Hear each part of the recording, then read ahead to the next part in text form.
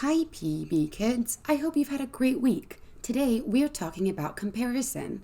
When we compare, we look to see what two things have in common and what makes them different. For example, apples and oranges are both fruits.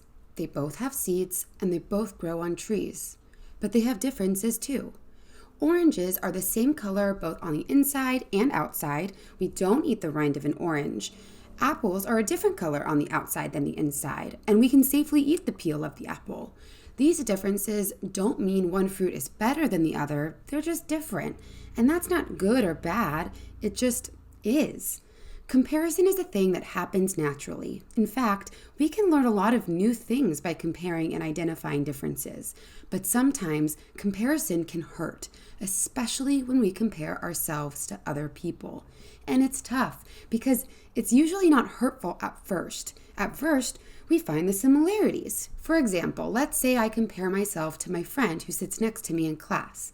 What do we have in common? Well, we both go to the same school, we have the same teacher, we're in the same grade. But then once I've stopped finding similarities, I naturally start identifying differences. So what's different about us? Well, her handwriting is neater than mine, and her school supplies are newer. She finishes her math tests faster than me and gets better grades on her homework. Her clothes are brighter and less wrinkly, and she talks to more people at lunch than I do. And instead of running out of differences, I just find more, even if I have to make them up. I decide she has an easier time making friends than me, and she doesn't have a hard time getting along with her siblings or making good choices at home. I decide her life is easier than mine, and she doesn't struggle the way I do. But I don't know that for sure. I don't know that at all. All of a sudden, these differences make me feel really bad about myself and my life.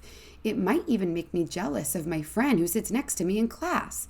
These differences make me feel bad about who I am. God is very wise, so God is aware that comparison often leads to these feelings. And that is why Jesus asks us to focus not on comparing ourselves to those around us, but to focus on our relationship with God. The truth is, there will always be some level of similarities and differences with the people around you. But God is doing unique things in your life. He has given you unique gifts, strengths, and has made you for a purpose. You are going to do great things in your life, but it will take longer to get there if you get distracted comparing yourself to others along the way.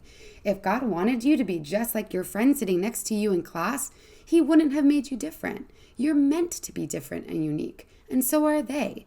When we stop comparing ourselves to others and focus on our individual relationship with God, we can see all the great gifts God has given us and the strengths He is using to show others His love, grace, and kindness. If you compare yourselves to others sometimes, it's okay. We all do. But this week, I challenge you to watch for times you start to do this. When you catch yourself starting to compare, pause and ask God to show you one way you are special and unique. Give thanks for these differences because life is not about being better or worse than the people around us. It's about making choices that help us be the best versions of ourselves so we can understand and also show others the love, grace, and kindness of Jesus. We have announcements. May 29th, we are rehearsing for our intergenerational service, which is taking place on June 5th. Make sure to come to the practice after service if you'd like to participate. All ages are welcome. Meet in the K-5 room after service. June 12th is Promotion Sunday. We will be recognizing our graduates in service and you won't want to miss it. Remember, you are special and loved just the way you are by God. Have a great week.